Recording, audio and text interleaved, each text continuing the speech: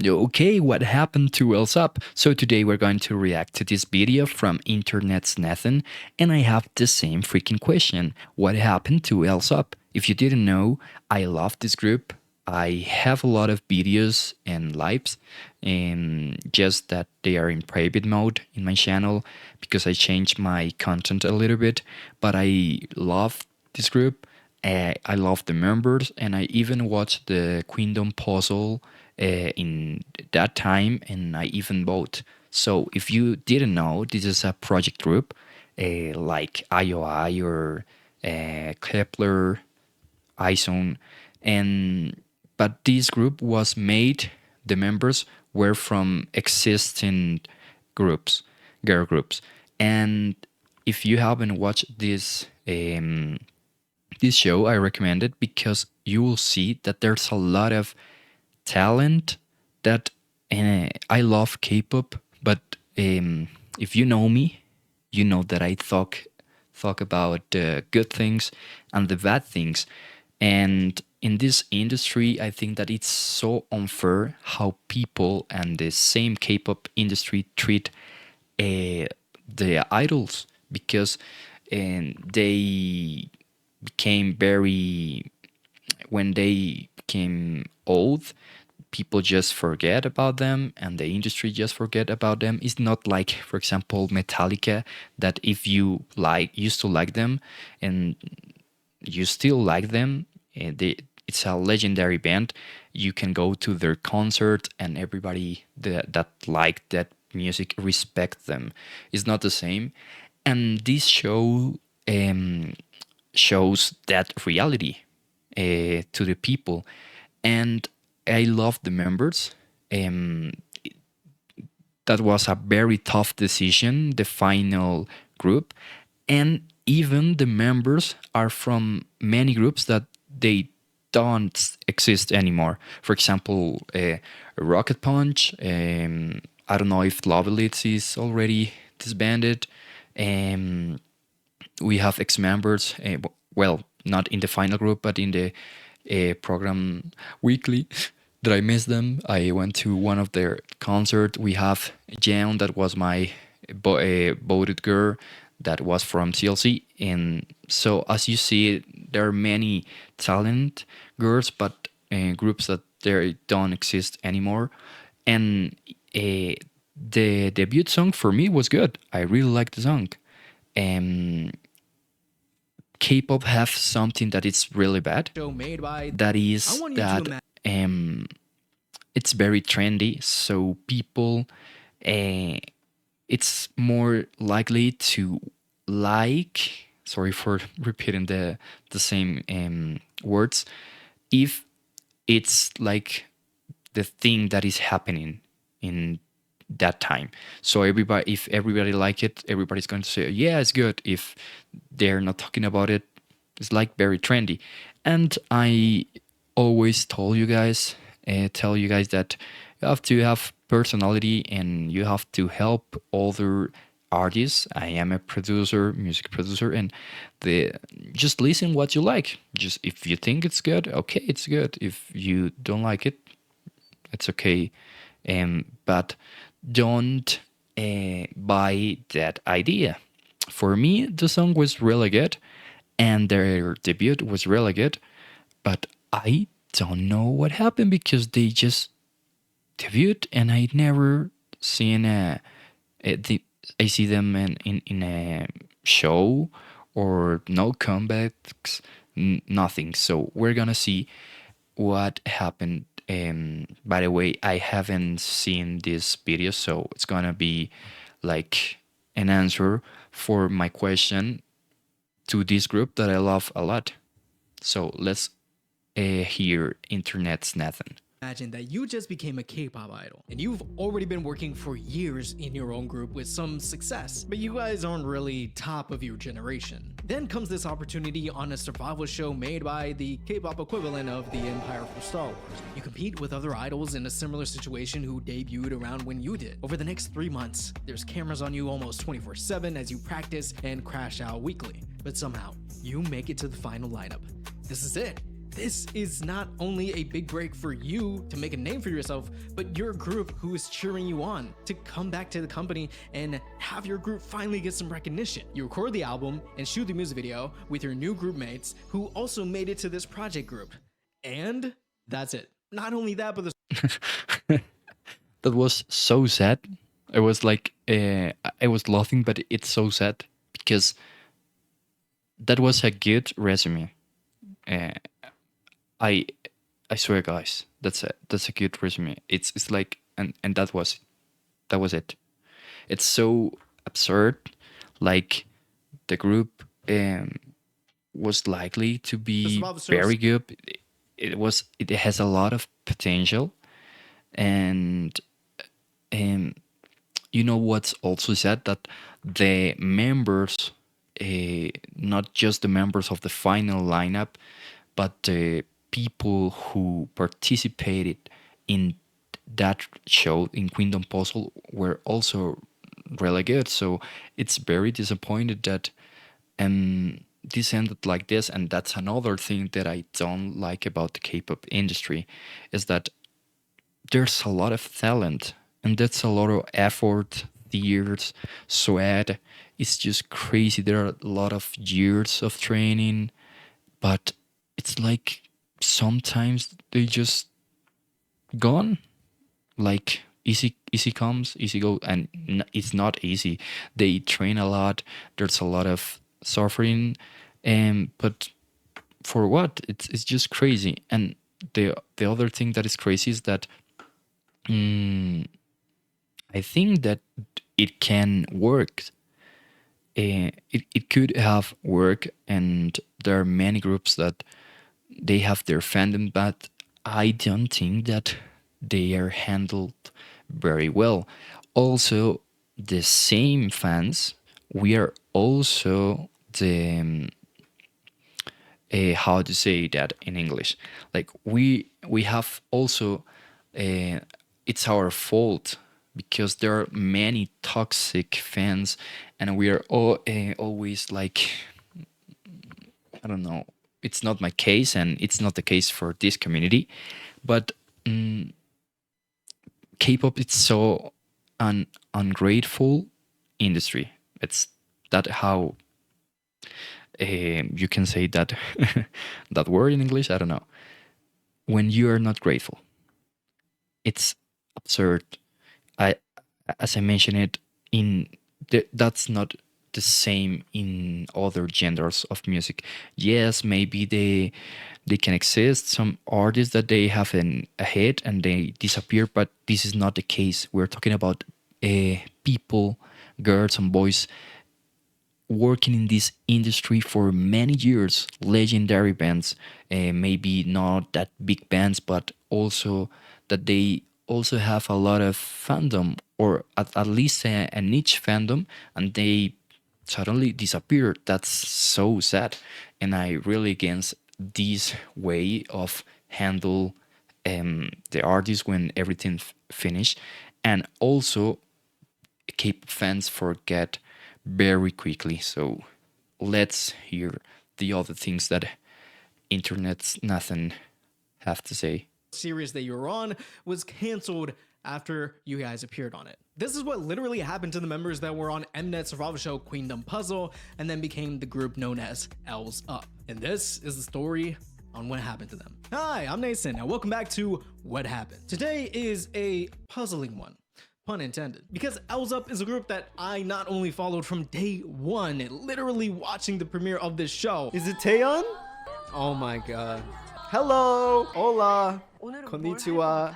So you look like he liked the group and he watched all Queendom Puzzle like me. So it was the same for me. Like this was an awesome like new when I heard about it, like they're going to make like a group from the existing groups, and they changed like the way they were doing Queendom, because the other Queendoms are really good. I also recommend the other Queendom season 1 and 2, but it's different because they were like competitions in existing with existing groups in the K-pop industry, and now they were creating a project group with members of already existing groups. So there was like I'm not gonna say like it was a better idea, because the idea of competing in Queendom, it's awesome, but it was like something that you would like to see. And you, if you are grateful and you notice how good are these girls and these groups, like they don't have like the I think like the corresponding recognition, but it's just crazy that have to end like this. 안녕하세요. Hi. But I'm also a fan of the groups where these members originally came from. We're talking about groups like Rocket Punch, Same. Purple Kiss, Woo-ah, Lovelyz, CLC, Sonyeon, Cosmic Girls, and High Key. Also, before I So, people, if you guys like girl groups and you haven't heard these groups, go ahead and hear all of them, because they are so underrated. All of them. They're so good. Maybe it's not your style. Remember that K-pop have a lot of styles. Maybe you like more girl group, or like hip hop style, more electronic music, but you have to recognize that they are so good. For example, we're in talking about this groups like Rocket Punch, wait, Purple Kiss, Woo-ah.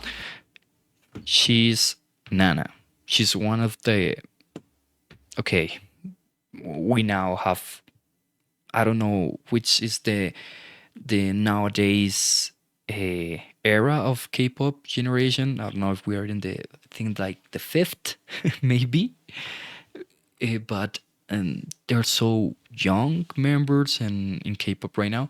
But in this time when K-pop, when Queendom Puzzle was aired, she was one of the most amazing and unrated all-rounders in K-pop. Like, that's it.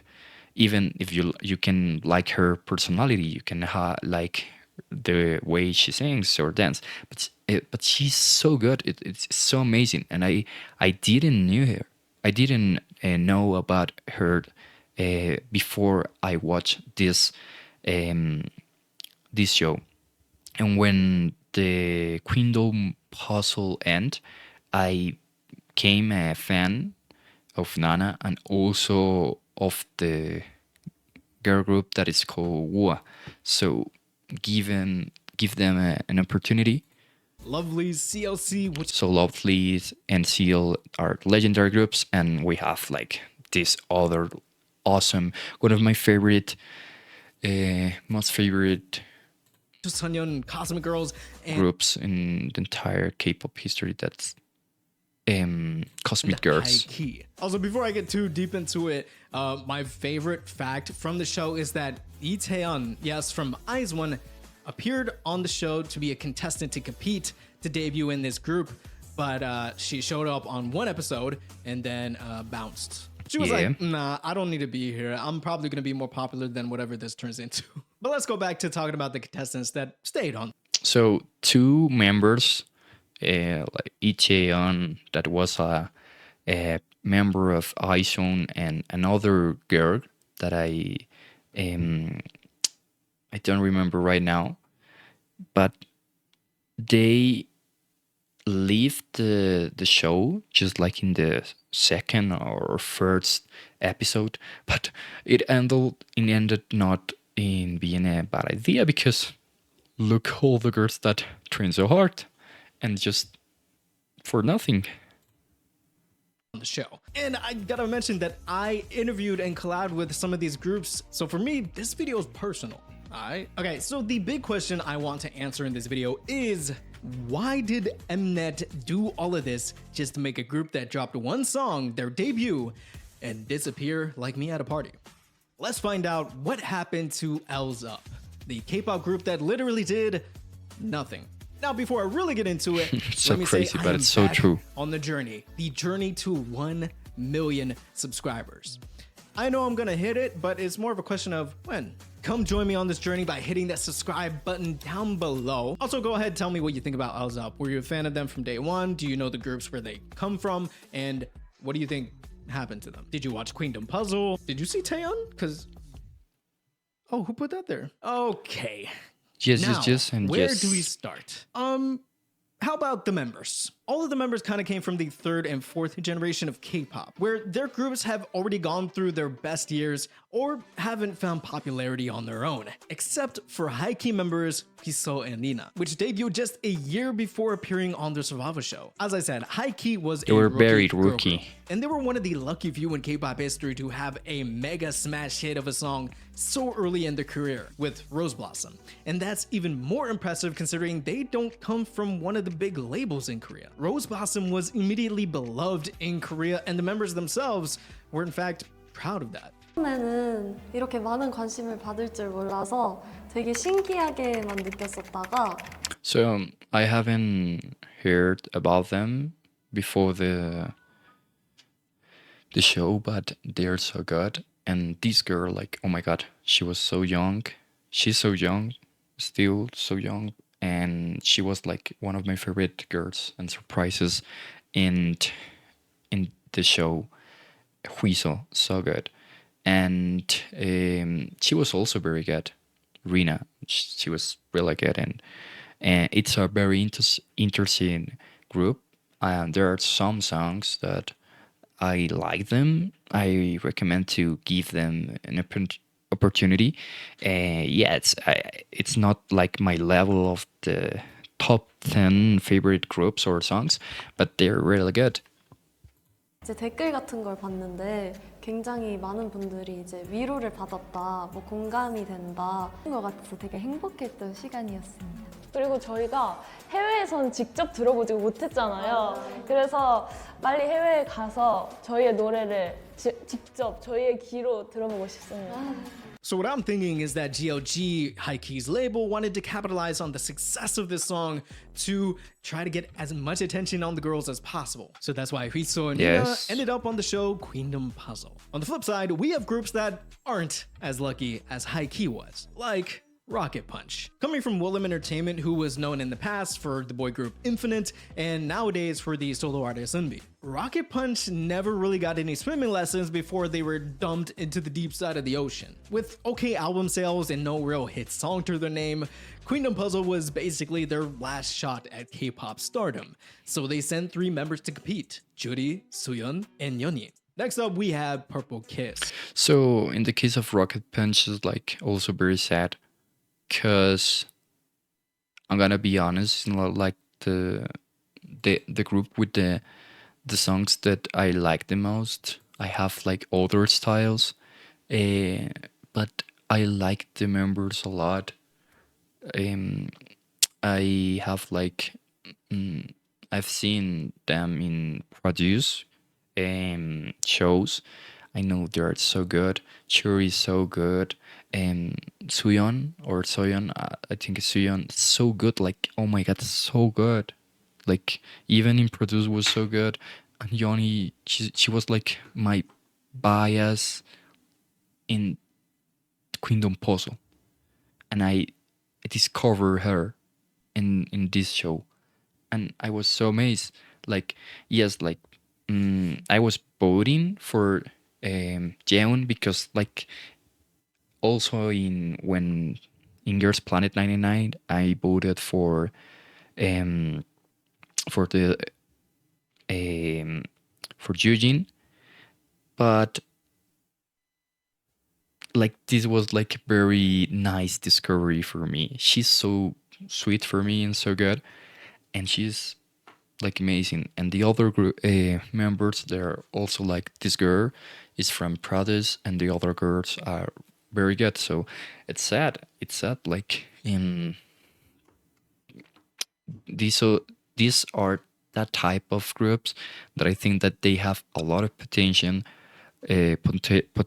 They're very good members in the group, but maybe they don't have like the best um, handle in their agencies, or the songs are not that good for all people, because I'm sure that there are a lot of people that like that songs. But yeah, like that combination, if you have a niche songs, you have to be handled very well. Like for example, Dreamcatcher. Like Dreamcatcher, okay, it's not it's not a good example because the song of Dreamcatchers are so absurd good.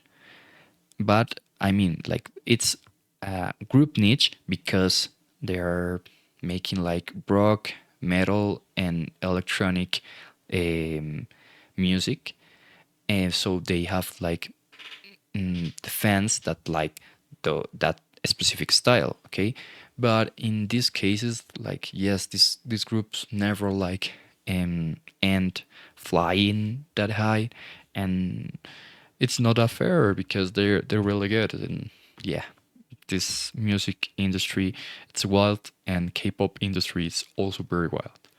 Basically their last shot at K-pop stardom, so they sent 3 members to compete: Juri, Suyeon, and Yeonmi. Next up, we have Purple Kiss, who put out some quality music and performances. I think the members are super talented and shouldn't get slept on like this, but here we are. RBW is the home to Purple Kiss, but also some iconic K-pop groups in history like Kara and Mamamoo. Purple Kiss were still relatively new when Queendom Puzzle came calling, so they sent 1 member to represent them, that being the rapper Yuki. And by the way, I do have to mention, I want to stand on business because I said while watching the show that Yuki is my dark horse, and she got that dog in her. Ladies and gentlemen, this is your So in the case of Purple Kiss, I knew about the group.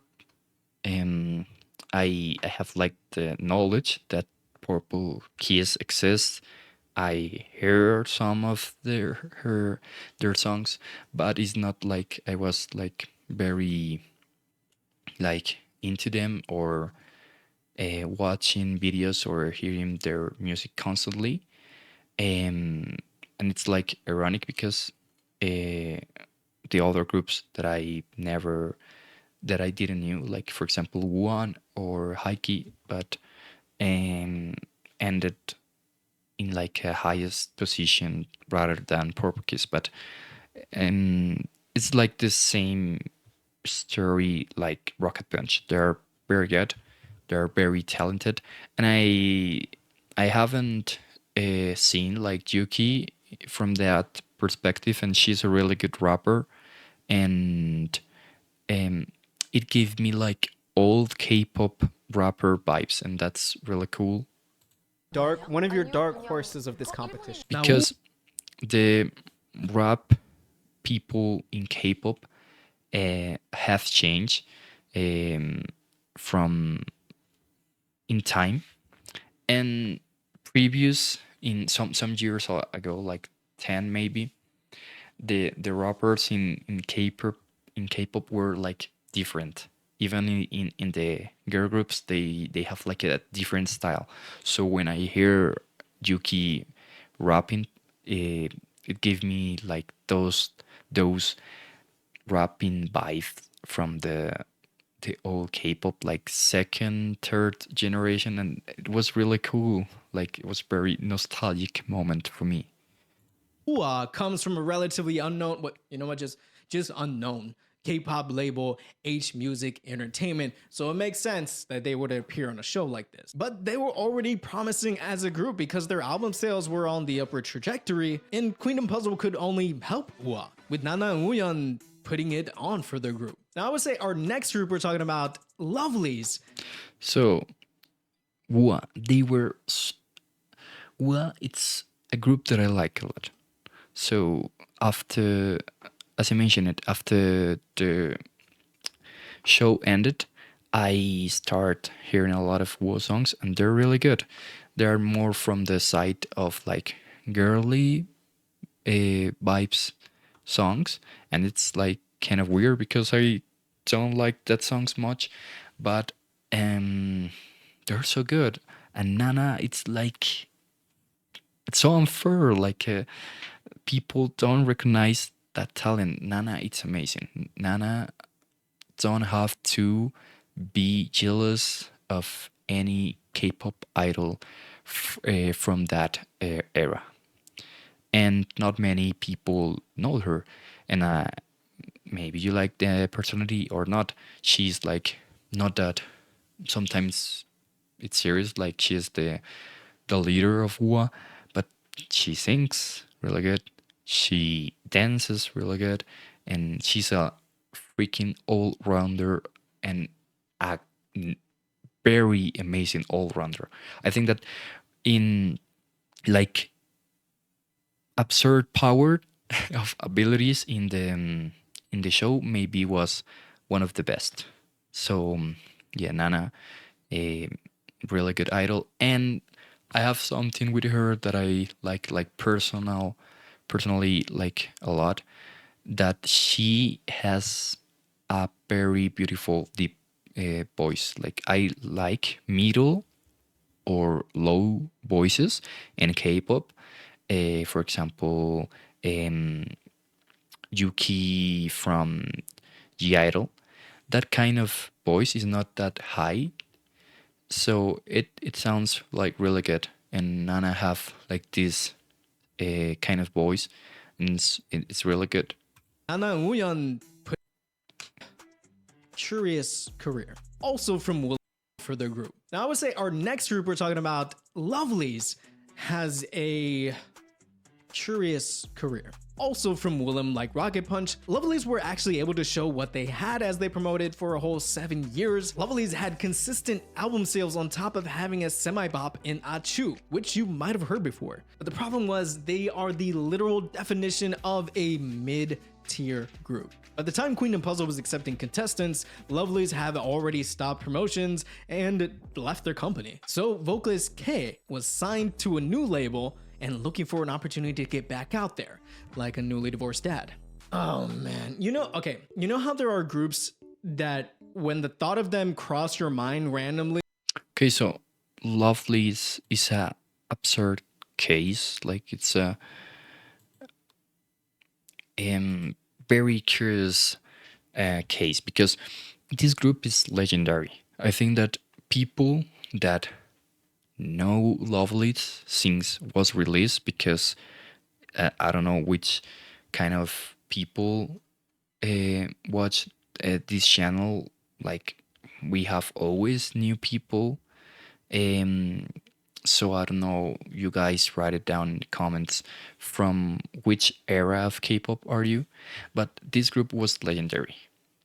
And I think that most of people know them even if they like that kind of music. And it's my case. It was not like my style, was very like the first songs, very like girly style, and it's not my style, but I knew all the members. I watch a lot of shows that have Lovelyz members in their shows, because before, I think that's something that I miss.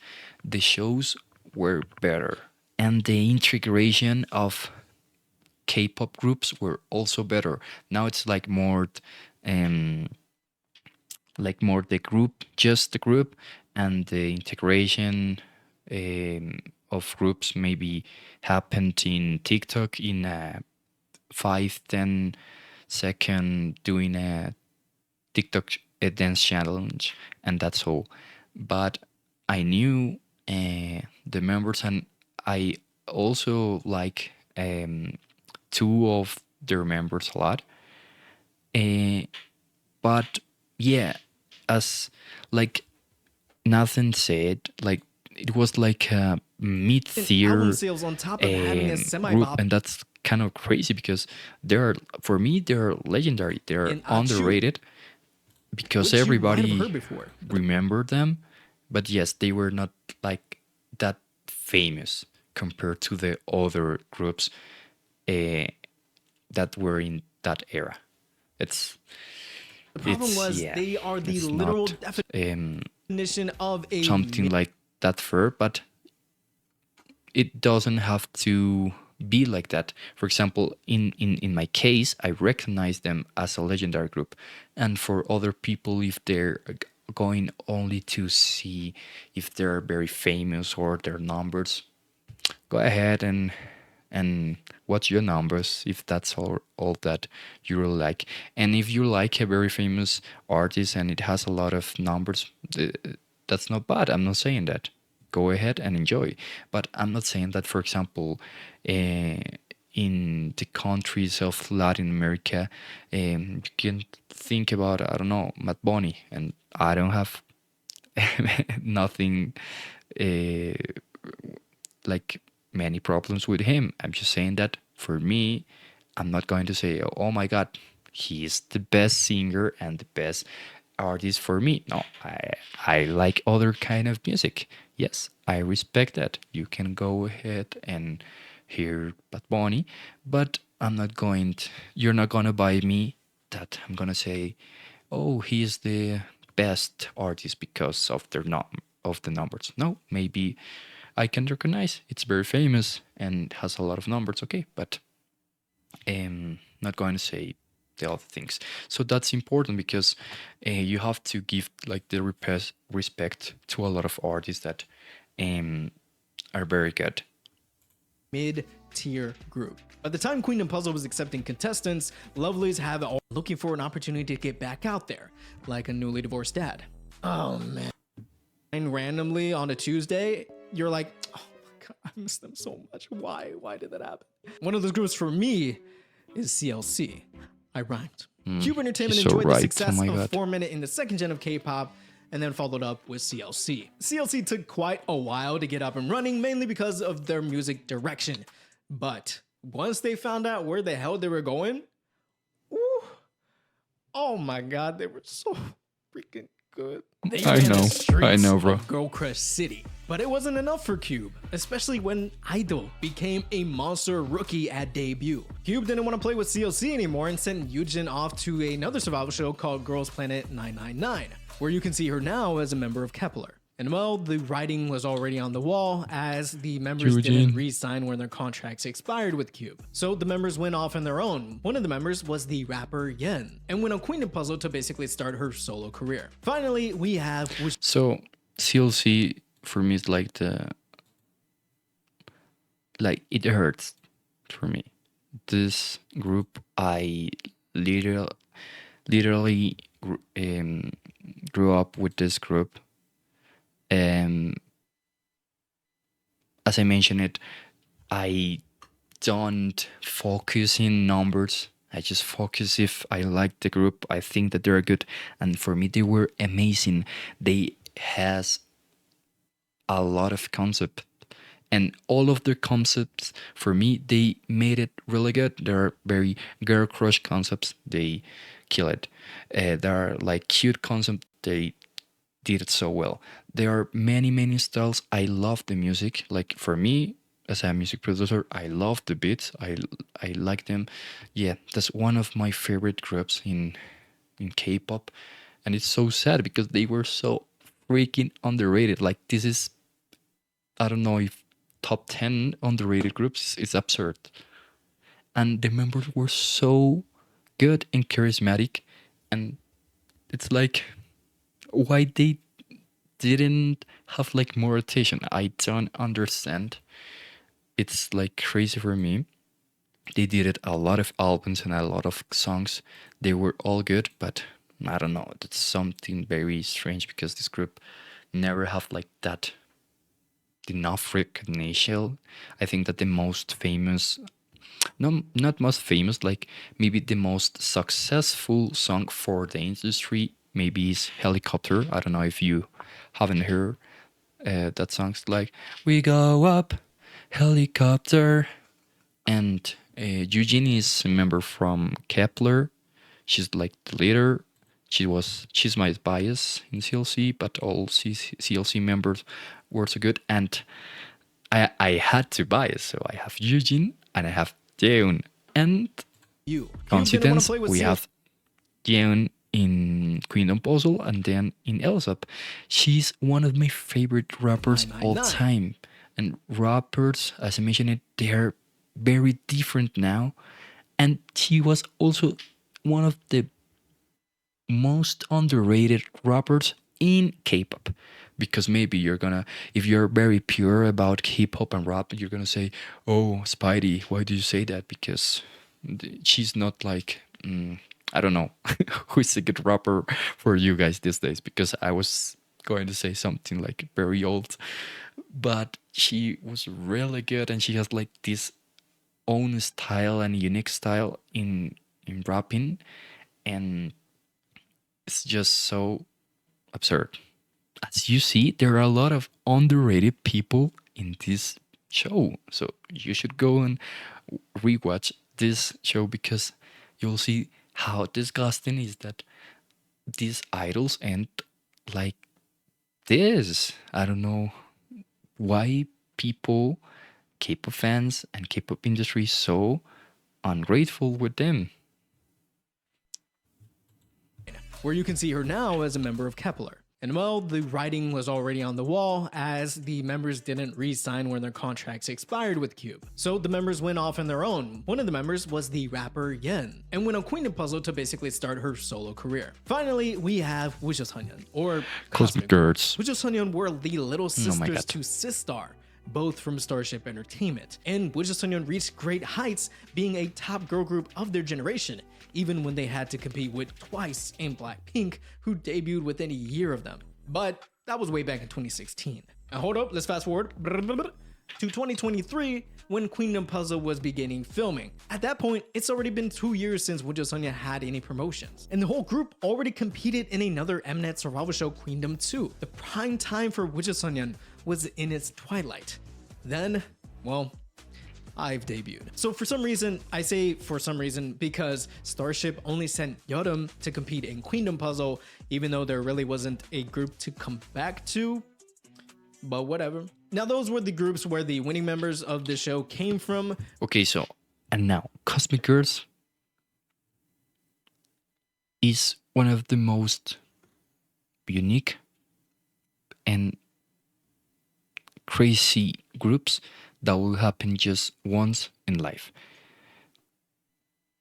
Groups like iZone, groups like Luna, groups like Uchus Honyo, Cosmic Girls are so special. And yeah, this is one of my favorite groups in history of K-pop. You can see, oh, you are saying that to all of them. Yeah, because this was like my gold time from in K-pop, so it's very nostalgic for me.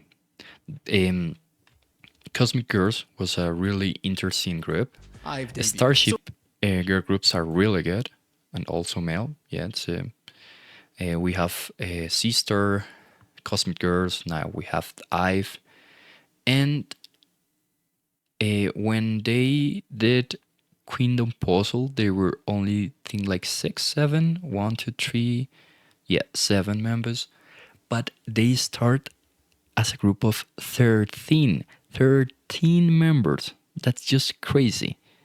There are just few groups that has that many people and work, and you feel like each member it's giving something special, because you can have a lot of people and don't feel like it's giving something different or it's necessary. Like you can say, okay, they can function with 3 members and that's all.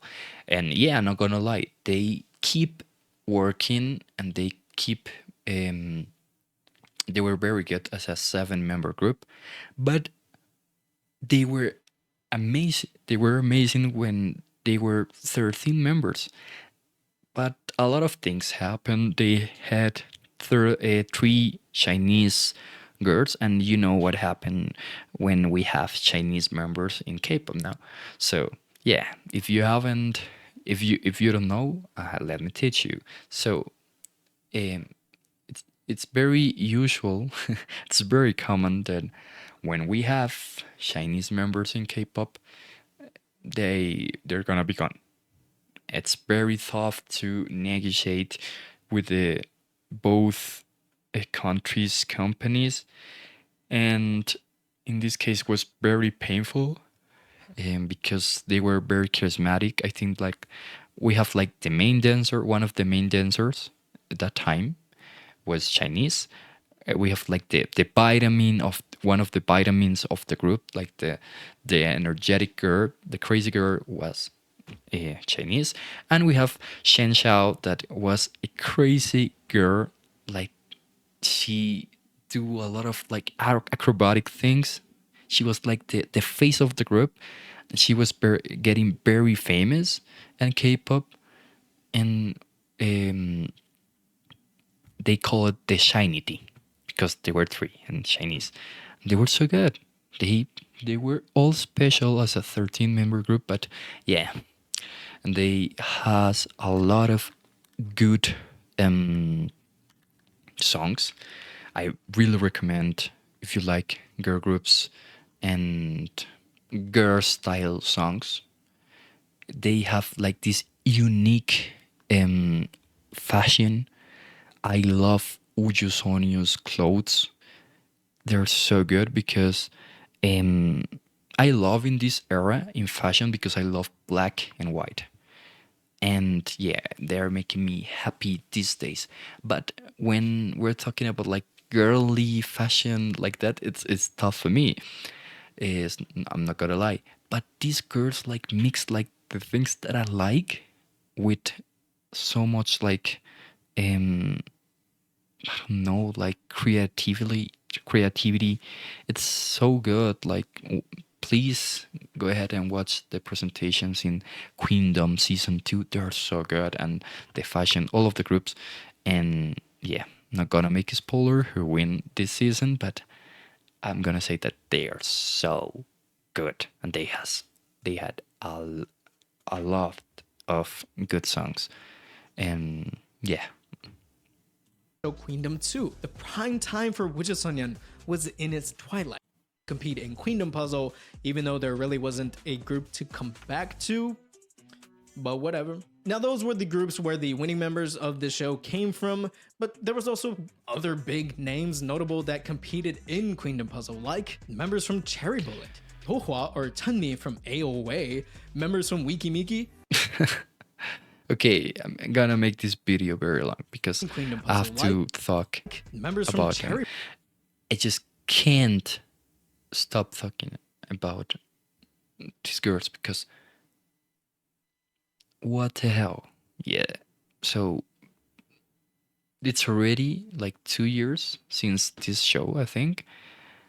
And it's not like you're getting better with the time, it's worse because not only the final lineup, but the members of the Queendom Puzzle were so underrated. Like we have another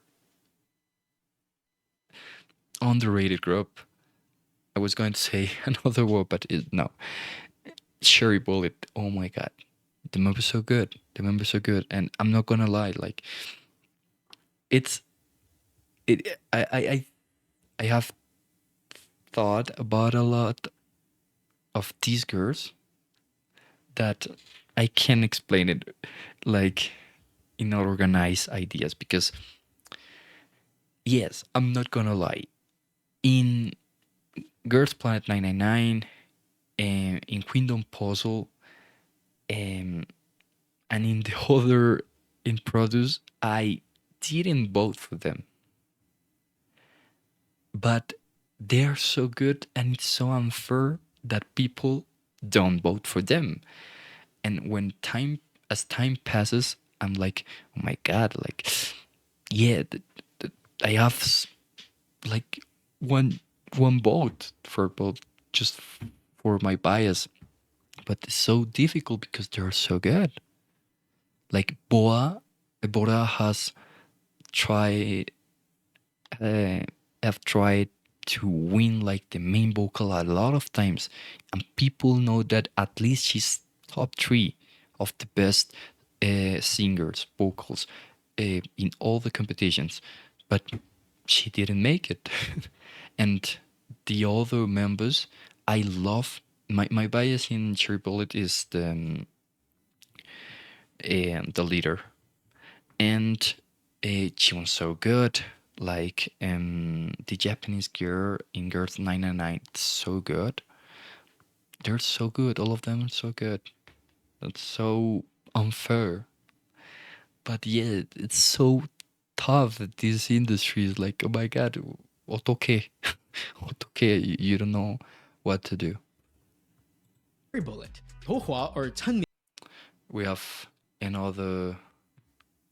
This was like from one of AO. my best favorite discoveries in this program, and it's crazy because I also grew up with AOA.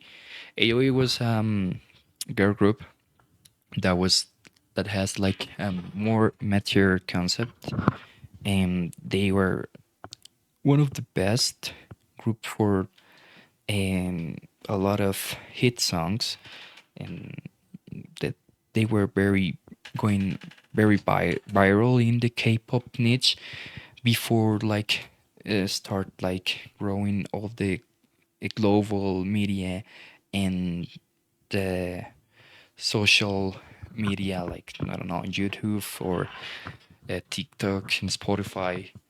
They were so good, but they ended not very well and very sad with a lot of controversial things with the members. And I knew Doa, um, also as Shanmi, but I she wasn't my bias. But in this competition, I was like, oh my god, oh my freaking god, she's so good. I Instead of K, maybe I would have preferred that ended in the group Edoa. But yes, we have to either choose Bora for main singer or K, and K is also amazing. It's so tough, guys.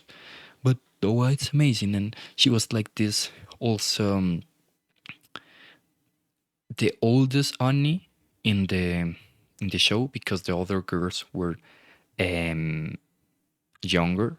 And she's just like so badass, so good. Really good member in K-pop. away. Members from Wikimiki. Wikimiki, another group. I'm not going to talk about a lot of for that group, maybe in another video. But there's a other group that, yeah, the songs are very like controversial because there are not many people that like the songs, but we love the members, and we have a lot of ex-members from, for example, IOI, Produce, other groups.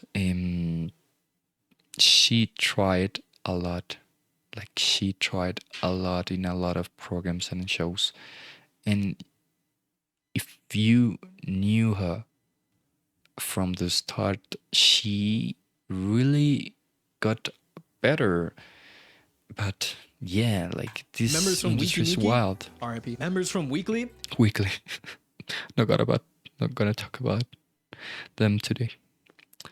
Just quickly spoiler. So talking about Weekly was a group that I stopped hearing about them because I loved the debut, and then the other songs I didn't like it because that debut was one of the best debuts for me. I keep hearing about the members and know them and knew them, but then they were in a world tour and they were going to Latin America. So I was going to that concert, and I gave them an opportunity, and I started re-hearing a lot of songs in the new albums, and I ended so happy because they have a lot of good songs for me, and I really apologize to them. And thanks to God, I went to that concert because they disbanded. So it's a very sad story, and I feel so guilty. And it's so unfair. They're so good. They're so charismatic. It's one of my best concerts in all life. And guys, I went to a lot of concerts of a lot of genres of music, rock music, EDM festivals, like Ultra Music Festival. Um, I know many groups from here, like Latin music. Not many K-pop concerts as I wanted, but they are one of my top 3 concerts because they were so charismatic on stage that is crazy.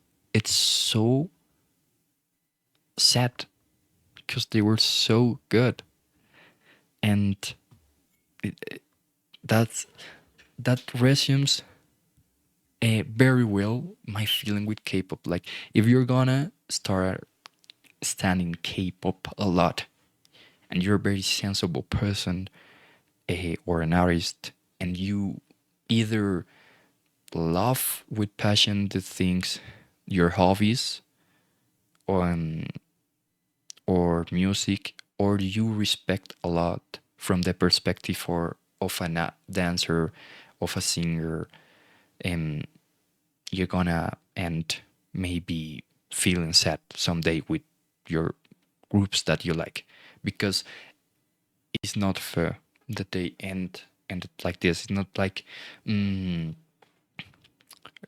rock legendary music bands that they maybe disbanded and they came together again and they were on tour again, like for example Guns N' Roses, and they were this legendary band. They disbanded. They have like new bands that created the existing members. They regroup, and I think that they are still making concerts. It's not that case. It's not the case, and believe me, guys, that was one of the best concerts ever. And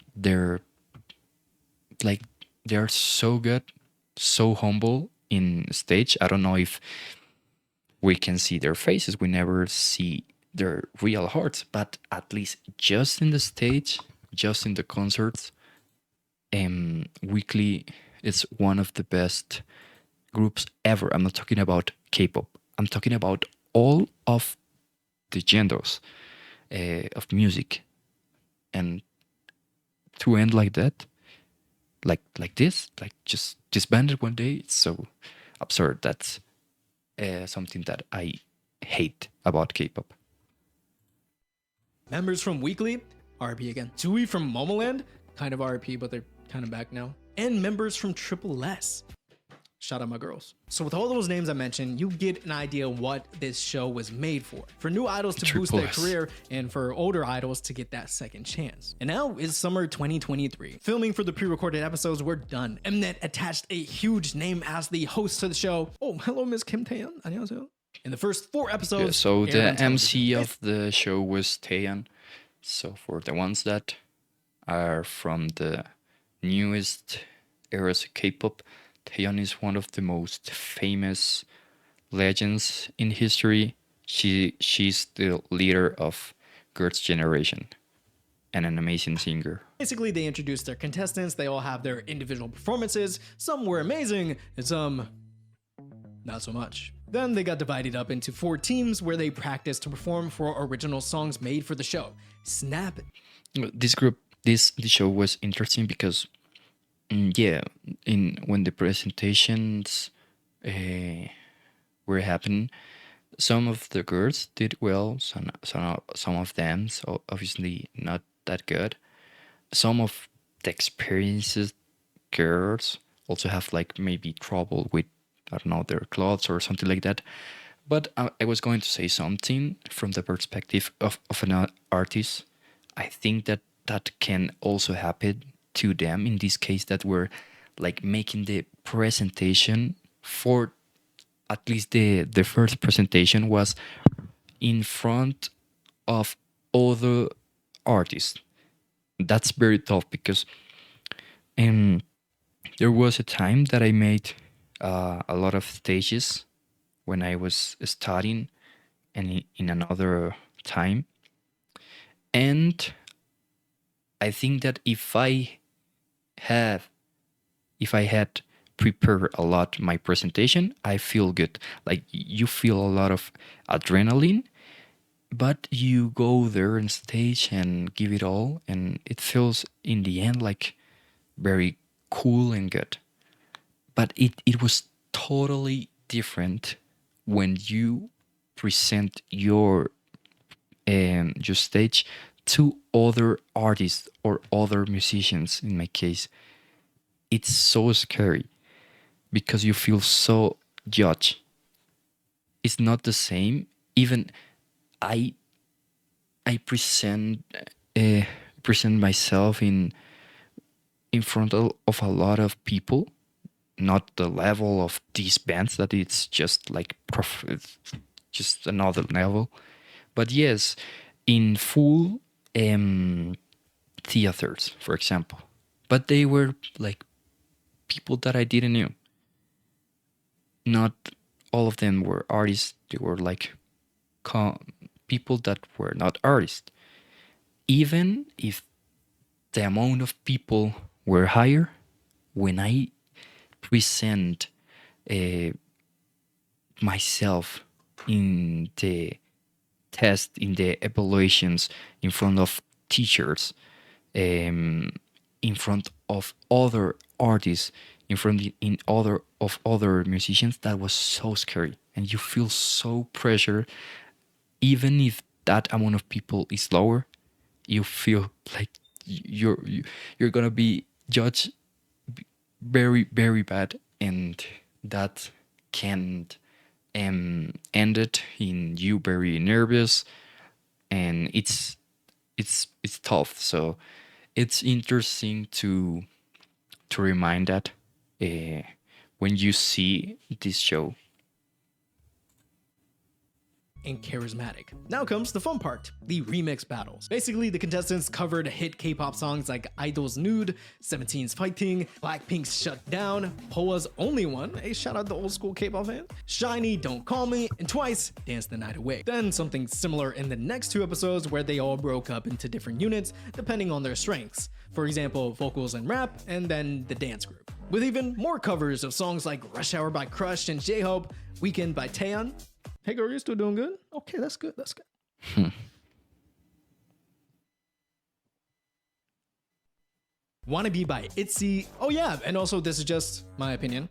But again, my opinion's always right. The best performance on any survival show ever, yes, ever, was performed in these episodes when Day 6 Time of Our Life was covered. And they still lost. How? Man, this audience wouldn't know taste if it went up in their mouth and put their taste buds in a chokehold, man. Like, damn. Anywho, now we're getting into the business end of the show, where people start getting eliminated. Sungha, Soyeon, Sun, Chui, and Cherin had to say goodbye, while the remaining contestants had 3 performances of original songs by 3 teams, Puzzlin, IDGA, and I Do. And we finally have the grand finale episode to decide who the winning contestants are. And I was going to say something about Triple S. I would like to know your opinion. 3 performances. I think that I the same as I gave the opportunity to a lot of groups, I should give the opportunity to Triple S. They're even from the same company, Madeon House of Artemis, that is one of my favorite K-pop groups, and ex-members of Luna. And I went also to their concert. I'm waiting for their album. Their first Tal album it's one of my favorite albums of K-pop, but I haven't heard that much about Triple S. And it's just that that's too much. Like I was saying, finally that the thing that I recognize, for example, about the start of Cosmic Girls, were that they were 13 members. That is a absurd amount of people, and they were all necessary in that time. But Triple S is, for me, just it's like, is that not too much? Like, what do you think, guys? Or should I give them an opportunity? This girl's so good. Like, I discover her, and it's so good. She was one of the best for me. But and Soyeon, I think she was like very unique. But in even in groups, for example, in weekly, someday I will make a video talking about Queendom Puzzle. Even in groups like weekly, sometimes we didn't see, or we don't know see, because stills happening, even if they're disbanding, the potential of all of their members. For example, Toa, that is my bias in weekly, she was like the magnet, and she, in the first songs, she has not like this many parts, or in like the main parts of the song. But in Queendom Puzzle, that she's sometimes in groups by herself, she can show the real amount of talent that she has.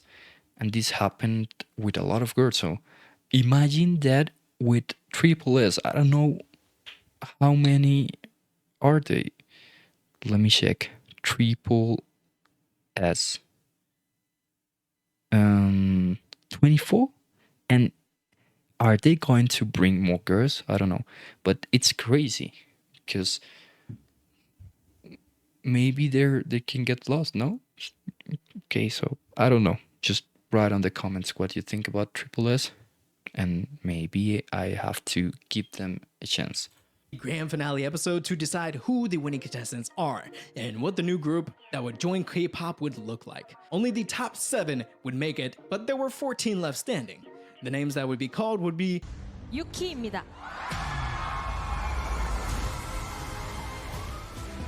K입니다. 여름입니다. 연희입니다.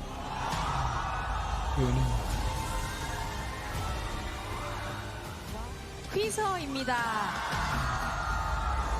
와우. 나나입니다. 예은입니다. Yes, guys, we made it. She was like the sixth member, but she made it.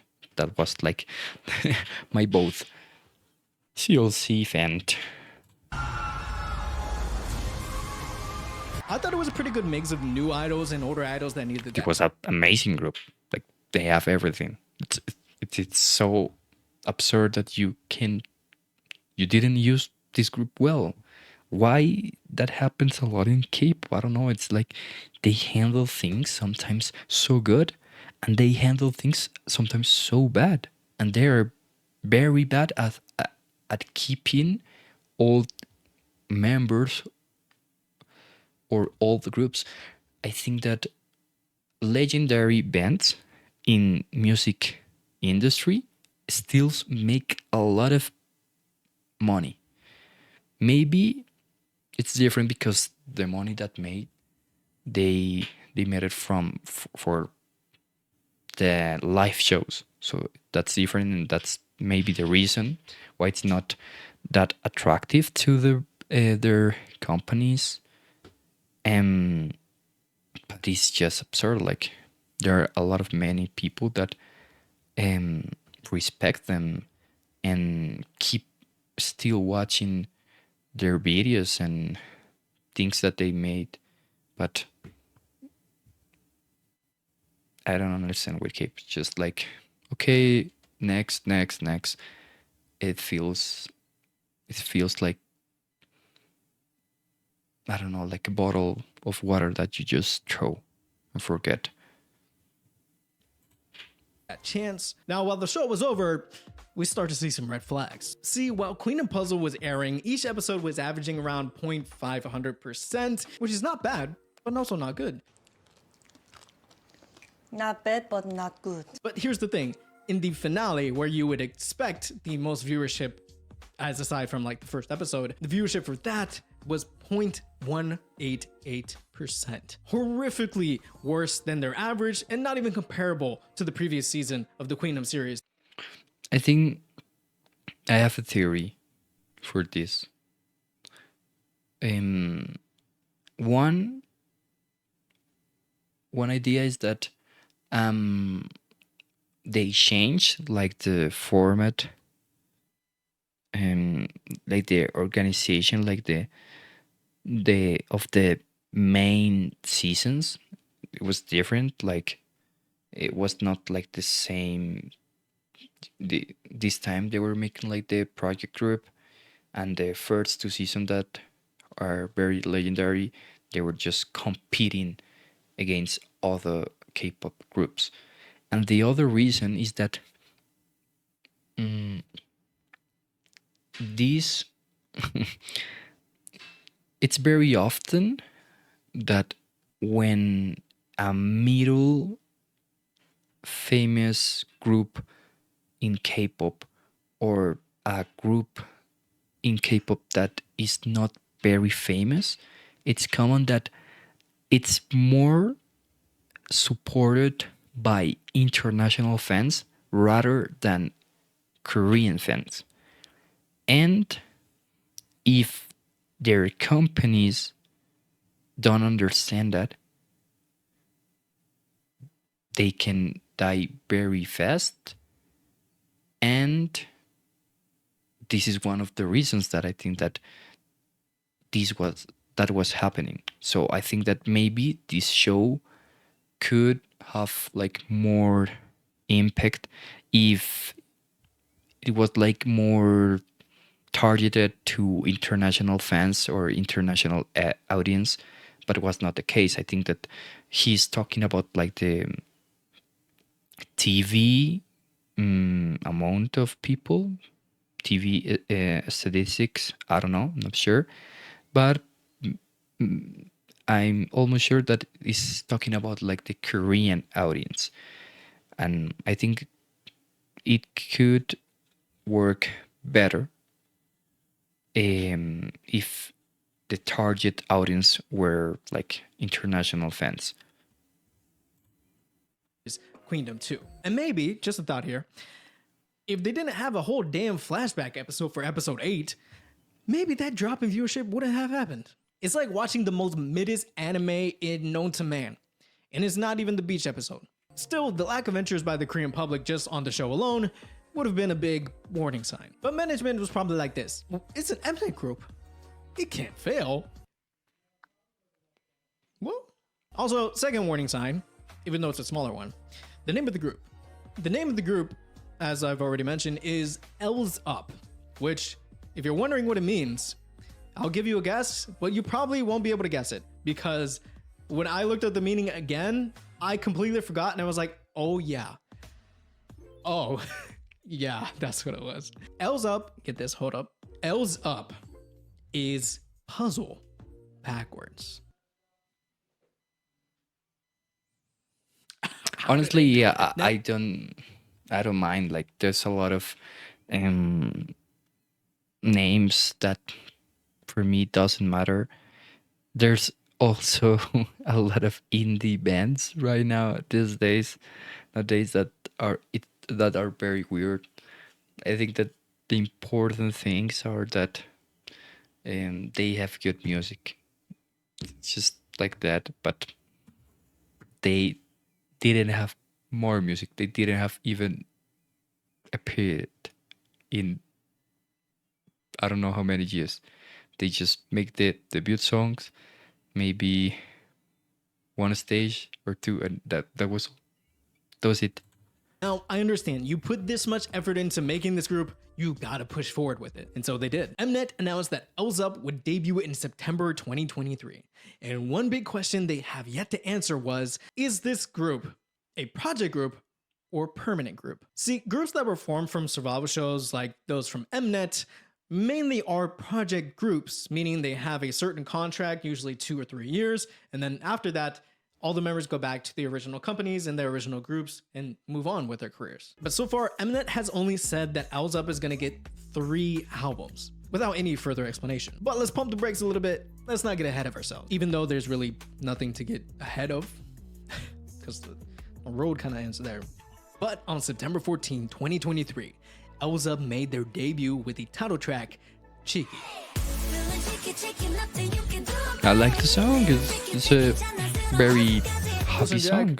Cheeky can be Make described me feel good. Single word. I was gonna put him. disappointing. I imagine those who follow this group. I disagree. I honestly disagree. You know that I am a K-pop YouTuber that not always my opinion is with the majority of people. And I disagree with a lot of opinions. In this case, I disagree. I think that the group was good. I think that the group song debut was also good. And they could have been better. Yes, for example, I think that for the style of how these girls have shown, sorry if my English is disgusting, in the presentations in Queendom Puzzle, it would be better to give them like a more girl crush or hip hop trap, because they have like the only one that I can say that yeah she just can make like those like pretty concepts, maybe where was K. And K in one presentation showed that she can do another concept, and it was interesting because she always did that concept in Lovelies, so maybe it was a good idea to try a new one. And the other girls were very like flexible, and they show a lot of power. So maybe that was like the problem for me. That could have been better. But to say that was like disappointed, okay, maybe it was a little bit. Maybe I'm wrong, but not that much. Like there are many good K-pop groups in history that their first songs are not the best, and they get better while time passes. So saying that it's like unfair for me. But if you want to make like a successful group till the first song, and you're not going to give them opportunity to grow, that's like, I don't know. I don't agree with that kind of mindset. For example, go ahead and watch like BTS debut song. For me, it's really good. One day I will talk about them. I miss a lot of I'm like old ARMY. I prefer a lot the old style BTS. For me, it was tough to like leave this revolution and change of BTS, and I respect like the people that like the newest version of BTS, but BTS was one of the most successful bands ever in history in the world. But if you only see the debut, even if you like the debut like me, you can say that statement. So if you caught as a company like this from the start because it didn't make like the numbers or things that you that were supposed to make it, maybe they would never grew up like that. I understand that sometimes you don't have like that kind of like budget or time, but it's something that you have to consider. That's what I don't like about K-pop. It's like they just consider the success. If it's not a super success till the first song, just cut them. Next. I don't understand. From day one of their survival show just to get this most generic sounding song to ever song is disappointed. Also, I don't agree. trust me, it's not that much different when you listen to the rest of the album. Okay, I will say Hideaway and Cloud9 are pretty solid on second listen. And then third listen, fourth listen. It was pretty good. Okay. Now with songs to perform, EL7Z promoted, guess where? Not Korea, but Japan. Is that right? Where's my notes? Taeyeon, you took my notes again? They didn't just have one concert, but 3 concerts in Japan. I didn't Now, know is this. extremely puzzling to me. I didn't know this. Sorry. Unintended again. I just can't stop. Throughout the show and the forming of the group and their pre-debut activity, everything, there was no indication that they were made specifically for the Japanese market. Yeah, they had one member that was Japanese, but the rest are Korean. Okay, I didn't know this, and if that was the case, yeah, I don't understand either. They were just a group. Okay, they were a group made from existing members in K-pop, but they were also a rookie group. So why they will do the presentation and their schedule in Japan? I don't understand. They were formed in Korean on a Korean survival show. The K-pop, the K stands for Korea. This was the next red flag, and I think a bigger one. I think that the other red flag that I can say about EL7Z is that it's very important to connect with your fandom, and the fandom of EL7Z was the people that watch Queendom Puzzle and the people that like these girls. Because if all of the girls that you was voting, they didn't make it, maybe you will not support EL7Z. Maybe some people are like that. In that case, it's very important to do like promotions of the group in a lot of shows in YouTube, connect to your fandom. I don't know, a lot of possibilities. It's like absurd. That was something that was really good about the old K-pop industry. That was so amount of connections between fans and K-pop groups that sometimes ended in super toxic K-pop fans.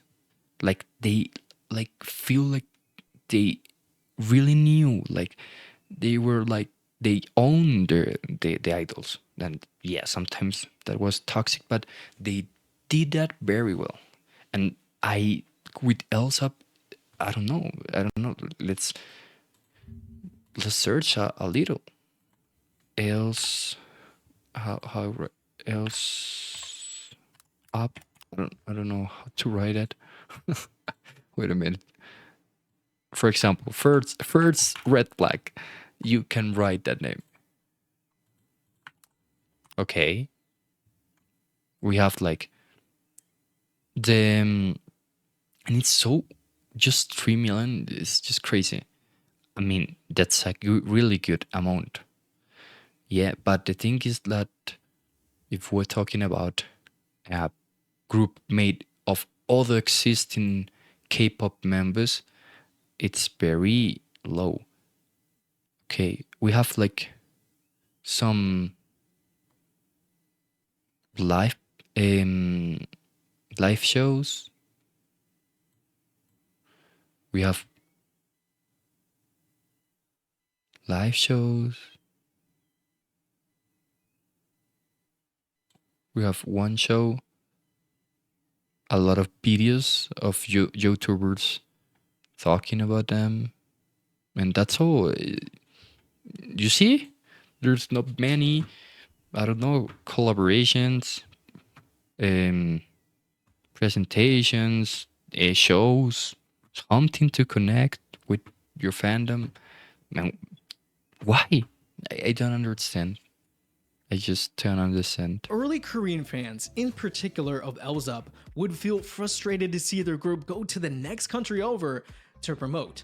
And that showed in the numbers. EL7Z UP debut album didn't see the top 10 in the charts, and Cheeky peaked at 48th and then quickly fell out of the charts. Surprisingly though, I do have to mention that the physical album sales for the debut album was really good. 46,000 copies sold. But yet again, the girls packed their bags and went to perform at KCON France, KCON Saudi Arabia, and were scheduled to be at KCON Japan again in May 2024, but that was canceled for no reason. And when they were supposed to be at KCON Japan, Okay, so it seems like suddenly this didn't work. I'm gonna tell you something from my perspective in the industry. Not gonna talk about everything, but some things that maybe could have happened. In a lot of shows, survival shows, and a lot of shows. One day I will make also another video to how to understand this kind of shows, and also understand why you cannot take this show so seriously, because you're gonna get disappointed, and you can enjoy them. For me, I love this kind of shows. It's just like, even if I know the truth, I get disappointed. It's just like the same thing over and over. But there's a lot of things that you don't understand that are behind camera, and a lot of things are related with contracts. Even if all the shows are very like transparent and honest, there are a lot of issues in terms of contracts. And for example, this was a group created from a lot of K-pop members that were still in K-pop groups or in any agencies. So maybe if there was like something like not working well with the contracts or with the agencies and all these stuffs, they just decided, okay, we're not going to do this anymore. Like, it's better just to end this before we make other things, and in long term, maybe that what is going to be more like easy and cheaper. Sometimes happen like that. So it sounds like something happened related to this, or something that we don't know. But definitely there's a reason. And in terms of something like serious related to one or the girls and their agencies, or the company that were like labeled EL7Z UP. I don't know which was the company, stage name.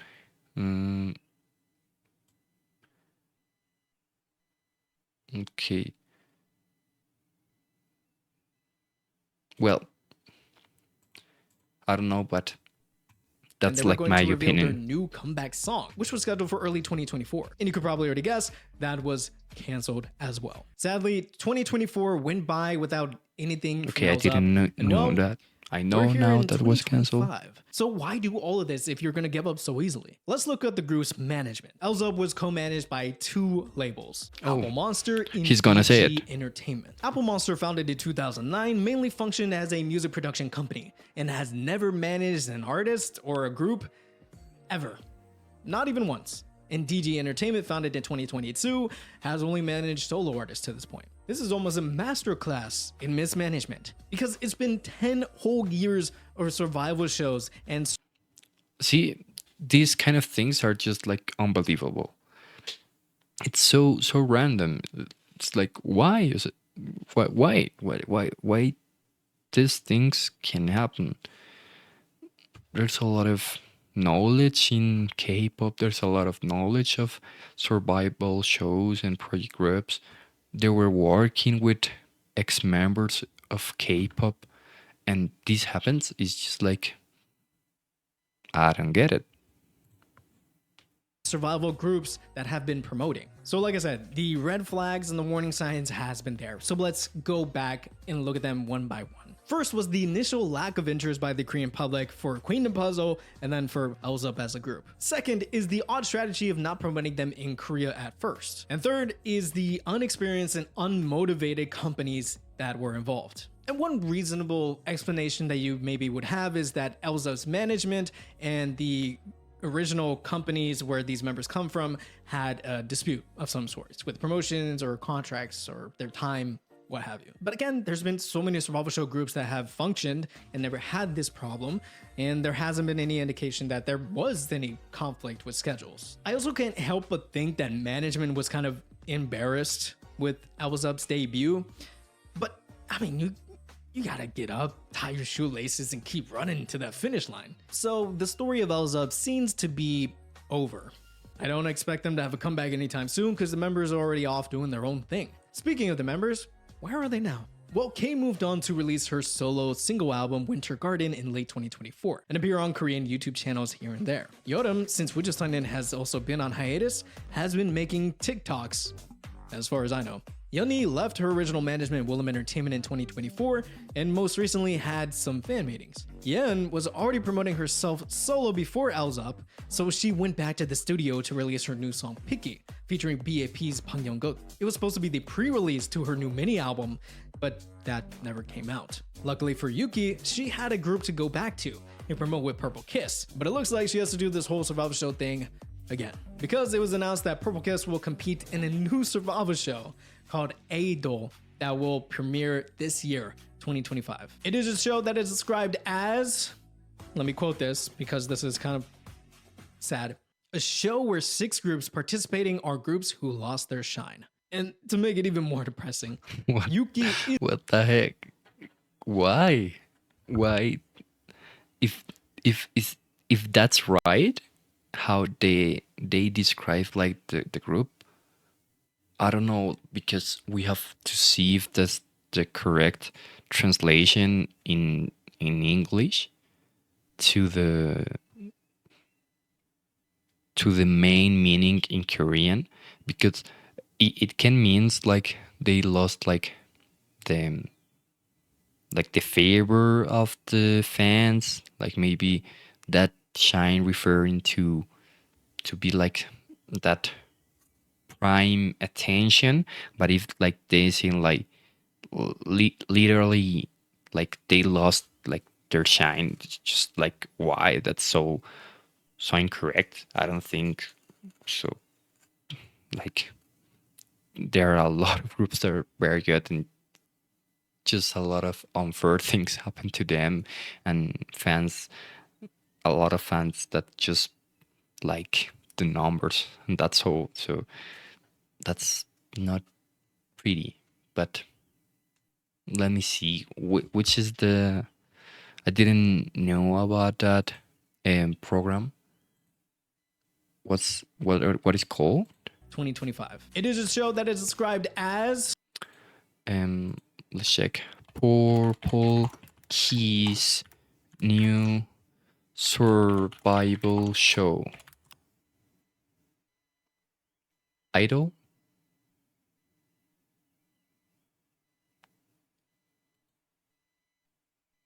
this one. Okay, Wua Lightsum. So there's going to be again Purple Kiss and Wua again. Okay, so maybe I can give an opportunity to this show, just because there's gonna be Nana and Wua in that show.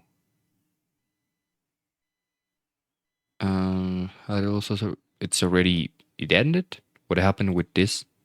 It's already done. First half of 2025. So what happened? Huh? I don't understand. What's gonna be aired?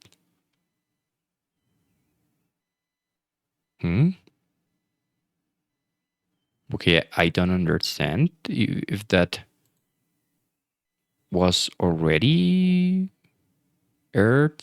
I don't understand. I know these three groups, Wua, Purple Kiss, and Lightsum. There are groups with the same thing, just like good members with not that luck or not that great famous songs. Because I honestly like Wua songs, but yeah, Lightsum also ex-members of Produce and good Wood members, idols, but yeah, very sad. Let me quote this because this is kind of sad. A show where 6 groups participating are groups who lost their shine. And to make it even more depressing, Yuki isn't the only member from EL7Z to appear on this survival show. Nana and her group Wua had a few promotions here and there after EL7Z, but they too are also joining this show. And finally, Huiso went back to promoting with Haiki, and they were the group with the most potential out of everyone. But still, I think they need to find their sound and then next hit after Rose Blossom, which will of course obviously be very challenging. Out of everyone in EL7Z, I think the only member that kind of benefited from her time there was Huiso and Haiki. So that is what happened to EL7Z, the K-pop group that literally did nothing. If you liked the video, hit that like button down below and hit that subscribe button as well, because we are on the race to 1 million subscribers. And quick question, you want to see me live? Well, follow my Twitch so you can watch me live whenever I stream there soon. Again, I'm working on a schedule. I'm working on some fun things for you guys. So follow me there to let you know when I go live. And that's it for me. I've been Nathan, and remember, don't do nothing. Do something. I don't know. Okay, so gonna give you a like, bro. And yeah, thank you for answering me the question what happened to EL7Z. And so sad, but not a surprise in the K-pop industry.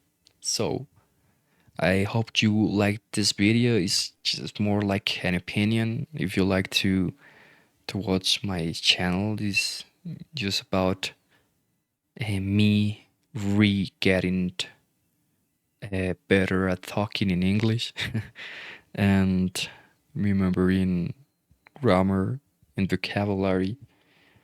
You can help me with that. Write it down in the comments. Give me a subscribe, some likes.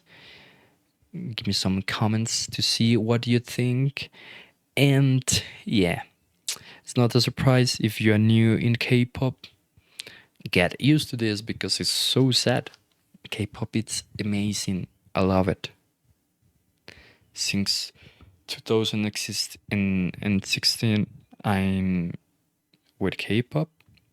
But it's sad because it's very tough in a wild industry with a lot of this word. Forget. It's like we all forget. Like people can be legends one day and then the other years all of the world just forget about them, and that's disgusting. But okay, just let's end the video with something happy. Go down, right? Which kind of music are you hearing these days? And something very positive about this year is that I think that has been a really good K-pop year with all really good songs, and let's wait to the other part of the year to see if the next comebacks are good or not. So see you in the other video. Bye.